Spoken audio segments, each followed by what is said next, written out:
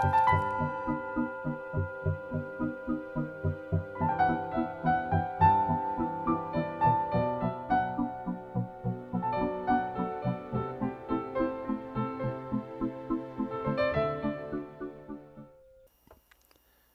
Feng Shui of anger. We usually think of Feng Shui in terms of sensitivity to our outer environment, to the rooms and homes, and so on. I learned the essence of what I know about Feng Shui from His Eminence Situ Rinpoche, one of the four main regents of the Karma Kagyu lineage of Tibetan Buddhism. Situ Rinpoche visited our center a number of times years ago, and he freely shared his love and his knowledge of Feng Shui with us. And for me, it was like a transmission. Among other things, Situ Rinpoche took us on a tour of our own home, pointing out areas of our house that compromised the sense of the peaceful living space that we were trying to achieve.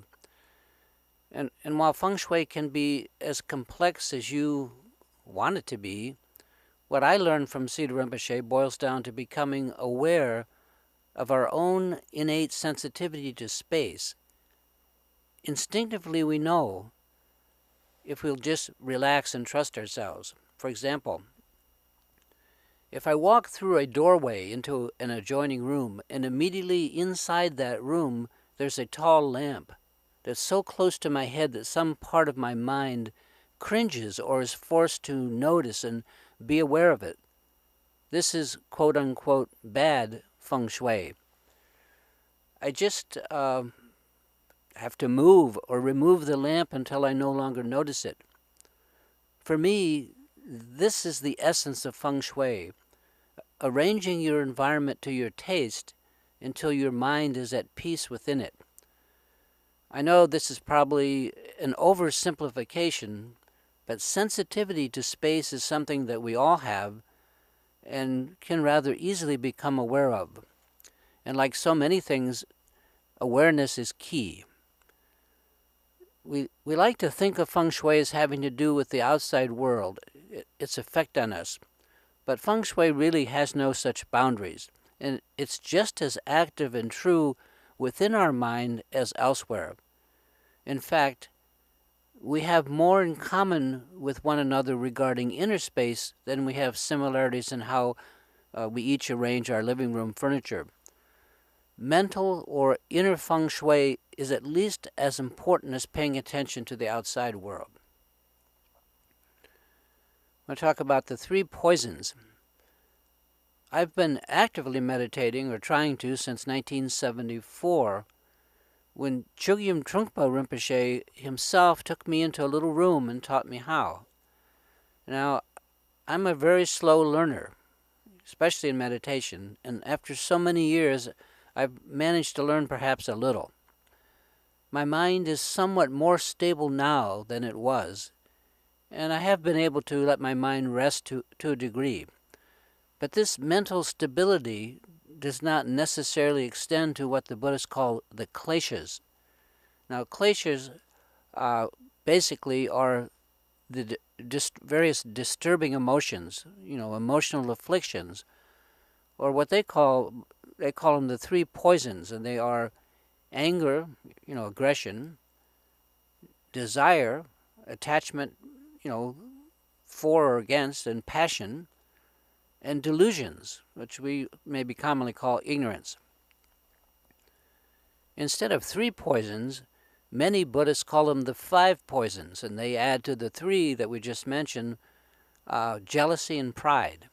So these 3 or 5 poisons are not considered, run-of-the-mill mental problems or routine obscurations, but rather deep-seated, powerful emotional afflictions that tend to control us more than we them, if we indulge them. And it's also said that each of us, or for each of us, that one of these 3 poisons is dominant. So we can kind of choose our own poison, at least figure out which one is dominant. And these 3 poisons not only can be destructive, they are also powerful. I mean, they're huge sources of energy for either good or bad. Just imagine what great vortices these are, energy-wise, if they can move us so easily to such extremes. And they're never very far from us in our minds either. So inner Feng Shui, that concept makes good sense. Just a split second or a moment's lapse on our part, and the poisons are right there, fully present. For example, anger can appear in a moment, in a nanosecond. So we kind of have to tiptoe through the pastures of life, being careful where we step emotionally. I guess my point here is that, like the proverbial elephant in the room, these poisons are very much with us, very close at hand, and not just some distant possibility. In the inner landscape of our mind, these are major features to avoid or to reckon with, and their constant presence is something that we all are aware of, even if only to better ignore them. And talk about bad Feng Shui, kleshas, or disturbing emotions, impinge on our consciousness at all times. They're never really, not there, but they're always somewhere prominent in our peripheral vision, in the background, perhaps just out of sight but never out of mind. In other words, it helps to be mindful lest we fall victim to them. And so they do admit of being looked at from a Feng Shui point of view. So maybe I should say a little bit more about what I consider to be mental Feng Shui. Now, I'm using anger here as an example, but all of the kleshas, all of the poisons are right here within our mind. But of course, we ignore them as much as possible. They're like fountains of energy that have been painted over by the veneer of society, coat upon coat, painted into a corner where we don't have to see or react to them, but we do. And the kleshas are hidden, like in all kinds of clever ways. Of course, they're, as I think I mentioned earlier, they're buried beneath social taboos, and they're certainly forbidden by law. We are constantly warned not to go there, and we suffer penalties if we do. Take, for instance, anger. We are admonished not to indulge in anger. We're warned, and there are consequences if we do. We have law after law, they're on the books. So we kind of cap off our kleshas, hide them away, and even make them punishable. In quote, polite, unquote, society, we just don't go there, and we keep the various extreme effects of kleshas at arm's length.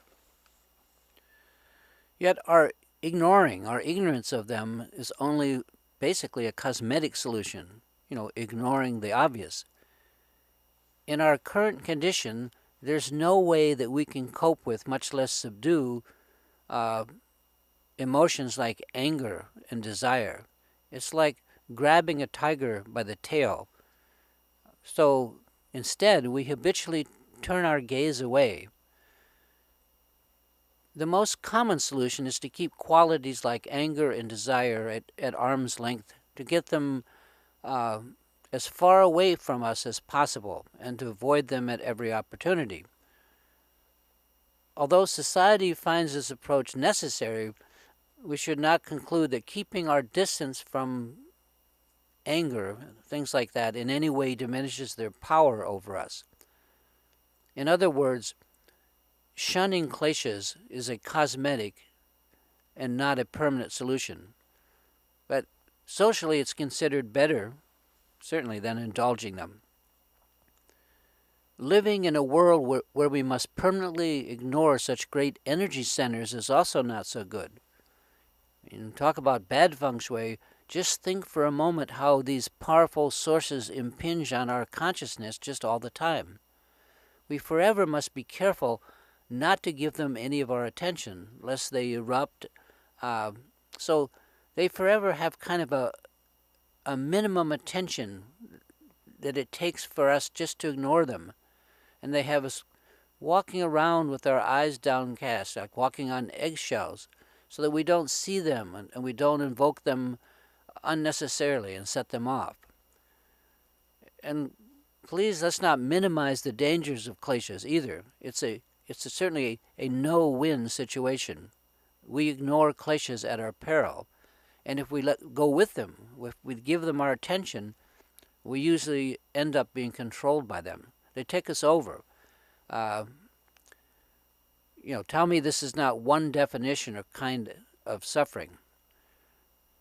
Like a world populated with landmines, kleshas are always present, and we have to watch our every step. Now, society has learned to carefully avoid the obvious, kleshas that surround us, locking them away with legalities and laws. As I think I mentioned earlier, painting them over with taboos and various coatings of social veneer. You would hardly know that they're still embedded in this quote nice society, but there they are. Nevertheless, they're just beneath the surface of polite, and wishing them away, won't make it so. Sooner or later, in this life or another, as the Buddhists say, we will have to come to terms with our emotions and with their energy. They're waiting for us. And handling kleshas directly is pretty much for advanced meditators only. In this, very introductory piece here, I'm pointing out only that our inner and mental space is as important to us as our outer living space. And in fact, we spend all of our time in our mind. The mind is the lens, the projector, through which the outer world appears to us. And like outer conventional Feng Shui, much of what we find in our inner mental space can also make us, uncomfortable. And that amounts to bad Feng Shui. It's enough here to note that within the mind are some very large energy sources, the 3 poisons that I mentioned, and they're very close by, but usually ignored and certainly avoided. They are there nonetheless, and they're prominent at that. According to the Buddhists, ultimately, these 3 or 5 poisons can and must be known and transmuted into what they call the 5 wisdoms. Each of us is going to have to do it someday. As for altering or removing these kleshas, which are these obstacles, I'll have to do another piece on that.